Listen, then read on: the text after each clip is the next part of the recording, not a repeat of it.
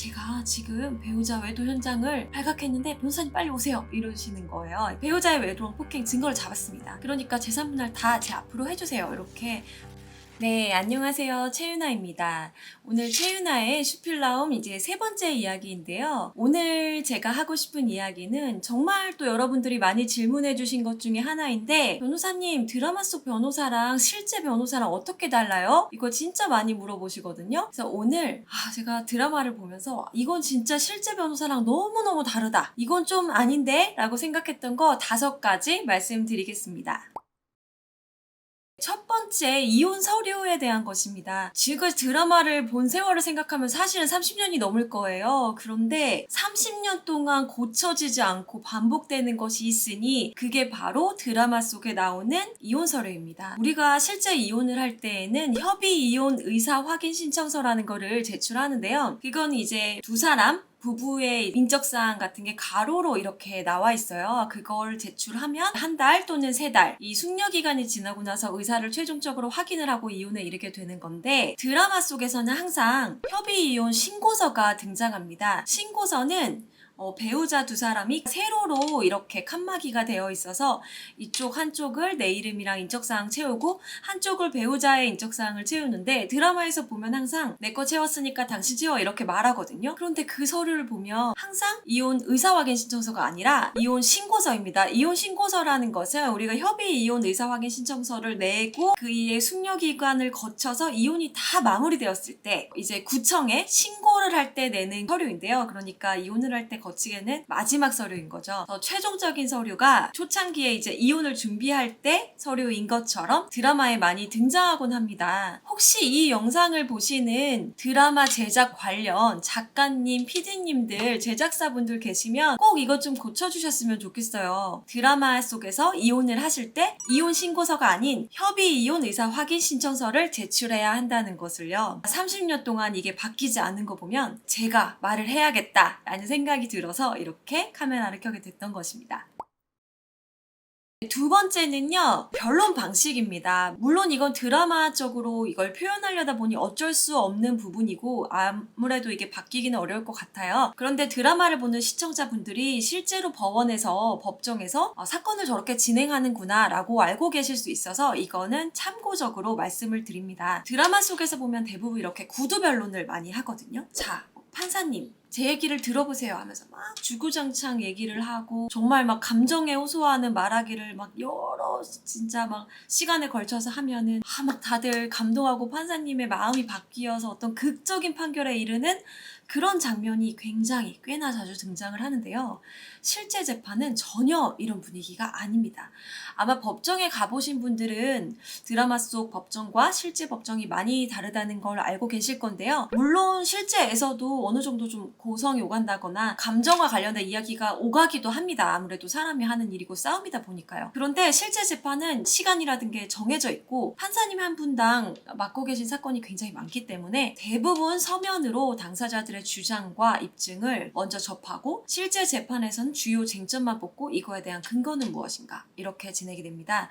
그래서 대부분 구두 변론보다는 서면을 통해서 변론이 진행되고, 사실 변호사를 실제로 선임하실 때라든지 실제 재판을 하고 계시다면 가장 중요하게 보셔야 하는 것은 변호사의 말발이 아니라 변호사가 서면을 어떻게 쓰느냐, 또 내 사건을 얼마나 성실하게 서면을 써주느냐, 이 서면이 이번에 들어갔고 또 상대방한테 서면이 오면 이번에는 어떤 반복을 할 것이냐, 이런 서면에 관한 것들입니다. 드라마에서 보면 판사님, 과유불급이라는 말 아십니까? 무죄 추정의 법칙 아십니까? 이러면서 이렇게 막 서론을 띄우고 감정에 근거한 말하기를 많이 하는데요. 실제 법정에서는 그렇게 얘기하면 약간 민망합니다. 실제 법정에서는 재판장님, 지금 법률 조항, 이 조항에 근거하여 이런 주장을 하고 있고 이 주장에 대한 입증은 갑제의 몇 호증 증거입니다. 이렇게 깔끔하게 설명을 해야 판사님들이 그렇구나 하면서 이제 판결에 참고를 하는 것이고, 사실 이 얘기를 제가 하는 이유는 실제로 변호사를 만나서 재판을 하는 의뢰인분들은 드라마 속에서만 어떤 재판을 재판을 접하다가 실제 자신의 재판을 접하게 되면 우리 변호사님이 좀 판사님한테 내 얘기를 좀 제대로 변론을 안 해주시는 것 같은데? 이렇게 생각을 하실 수도 있거든요. 그런데 실제로 판사님한테 더 어필되고 법정에서 더 통용되는 말하기는 감정에 호소한 말하기가 아니라 법률 요건에 맞춰서 근거가 명확하게 이야기하는 그런 변론이 실제적으로는 훨씬 더 먹힌다는 거. 앞으로 재판을 진행할 수도 있는 분들이 좀 아셨으면 하는 상식입니다.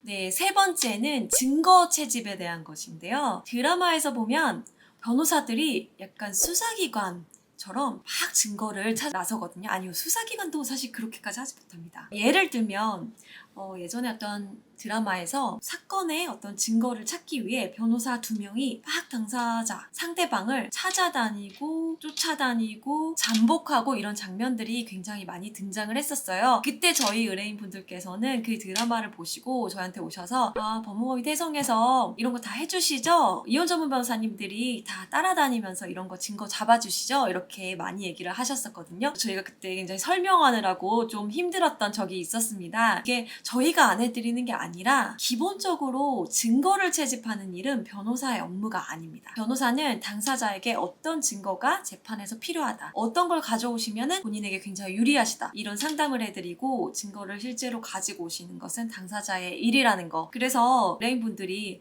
변호사가 왜 이런 것까지 안 해주면 내가 변호사를 왜 사? 이런 얘기를 또 하시는 분들이 있거든요. 그래서 이런 것들을 좀 명확하게 아셨으면 좋겠어요. 증거를 채집하는 것은 당사자의 몫이고 그 증거를 어떤 법률 요건에 또 맞춰서 적극 활용해서 의뢰인분들에게 유리하게 이걸 주장하고 잘 이 증거를 써서 좋은 판결을 얻어내느냐, 그것이 변호사의 몫이라는 것입니다. 또 예전에 제가 변호사 생활 초창기 때는 그런 적도 있었어요. 어떤 분이 본인의 배우자의 외도 현장을 실제로 발각을 하신 거예요. 주말이었는데 저기 일요일 밤 10시? 그쯤에 전화가 왔었어요. 전화를 주말이니까 좀 안 받고 나중에 업무 시간에 연락 주셔라 했는데 지금 당장 받으셔야 된다고 해서 전화를 받았어요. 무슨 일이세요? 그랬더니 제가 지금 배우자 외도 현장을 발각했는데 변호사님 빨리 오세요, 이러시는 거예요. 드라마에서처럼 변호사가 그 현장을 본다고 해서 그게 증거가 되는 것도 아니고 변호사가 그 증거를 채집할 어떤 권한도 없습니다. 당사자들이 그 증거를 가지고 오시면은 변호사들이 그 증거를 정말 유용하게 쓸 수 있다는 걸 잘 아셨으면 좋겠습니다. 네 번째는 이제 재판 결과에 대한 것인데, 넷플릭스를 보다 보면 전 세계적인 드라마가 이런 현상이 있는데, 배우자가 외도나 폭행 등의 어떤 큰 잘못을 저지르면 전 재산을 몰수당한다, 이렇게 생각하시는 분들이 많은 것 같아요. 아무래도 드라마에서 어떤 당사자들에게 좀 사이다를 날려주기 위해서 이런 글을 많이 쓰다 보니까 사람들은 실제로도 재판을 하면 외도나 폭행이 있는 경우에는 재산을 몰수할 수 있구나, 이렇게 생각을 하시는 경우가 정말 많습니다. 그래서 저를 찾아오시는 상담자분들이 항상 그 말씀을 하세요. 배우자의 외도랑 폭행 증거를 잡았습니다. 그러니까 재산 분할 다 제 앞으로 해주세요, 이렇게 말씀을 하시는데 이건 정말 잘못된 상식입니다. 그래서 드라마 속에서는 얼마든지 드라마적 허용으로 시청자들이 보는 즐거움을 위해서, 그리고 뭐 실제로 법원에서도 꼭 판결까지 안 가서 어떤 합의가 이루어져서 전 재산을 한쪽으로 몰아주고 이런 경우도 분명히 존재합니다. 이것이 드라마적으로 쓰는 것 자체가 불가능은 아닌데, 문제는 그걸 보는 시청자분들 입장에서는 실제로 저렇구나, 이렇게 생각을 해버리는 경우가 많아서 이걸 좀 정정해드리고 싶었습니다. 실제로 외도나 폭행 등의 잘못을 하더라도 이것은 위자료를 책정하는 데의 문제이지 재산 분할에 있어서는 크게 어떤 영향을 미치지 않는다는 거, 안타깝지만 그것이 사실이라는 것을 많은 분들이 좀 알아주셨으면 좋겠습니다. 다섯 번째, 이건 제가 변호사 생활을 하면서 약간 제일 억울할 수도 있는 부분인데요. 많은 분들이 변호사들의 생활은 진짜 럭셔리하다라고 생각을 하더라고요. 드라마에서 보면 재벌 같은 변호사의 모습이 굉장히 많이 비춰집니다. 실제 변호사의 삶은 사실 직장인들과 크게 다르지 않습니다. 그리고 외부 어떤 활동보다는 방에 박혀서 정말 하루 종일 서면 쓰고 내 의뢰인의 이익을 위해서 한 줄이라도 더 잘 써보려고 하고 판례 찾고 사실관계에 대해서 계속 탐구하고 또 이 사실관계를 어떻게 잘 쓰면 판사한테 어필이 될까, 이런 걸 고민하고 수험생활 동안 공부를 했던 거랑 크게 다르지 않은 삶이 변호사의 삶이거든요. 그래서 많은 분들이 드라마 속에 있는 변호사들을 보고 나도 나중에 변호사 되고 싶다 이렇게들 생각을 하시는데, 이거에 대해서는 나중에 제가 변호사의 삶에 대해서 좀 더 자세히 말씀을 드릴 기회가 있을 것 같긴 한데요. 절대 드라마 속의 변호사의 삶이 실제 모습이 아니라는 걸 꼭 알고 계셨으면 좋겠습니다.